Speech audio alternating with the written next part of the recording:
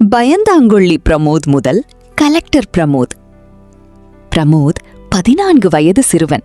அவன் மிகவும் பயந்தாங்கொள்ளி. சிறிய சத்தம் கேட்டாலும் பயப்படுவான். யாராவது கோபமாக பேசினாலும் நடுங்கி விடுவான். பள்ளியில் நண்பர்கள் எல்லோரும் அவனை கேலி செய்தார்கள். பயந்தாங்கொள்ளி பிரமோத் என்று சிரித்தார்கள். அவன் அமைதியாக தலை குனிந்து நிற்பான். ஒரு நாள் பள்ளி முடிந்து வீட்டிற்கு நடந்து சென்றான். அவன் கண்களில் கண்ணீர் வழிந்தது. நான் ஏன் இப்படி பிறந்தேன் என்று மனதில் அழுதான். ஆனால் அவன் வாழ்க்கையில் ஒரே நம்பிக்கை, அவன் அம்மா.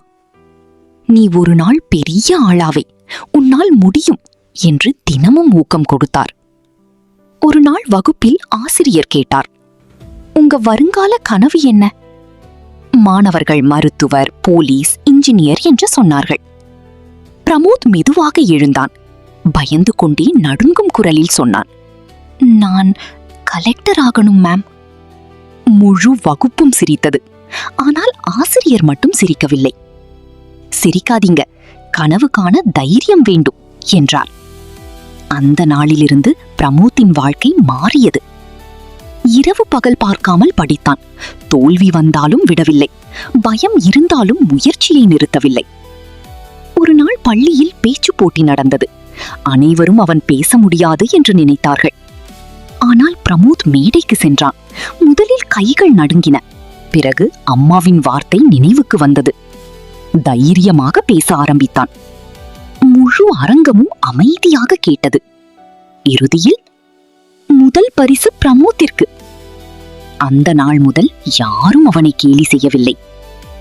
ஆண்டுகள் கடந்தது.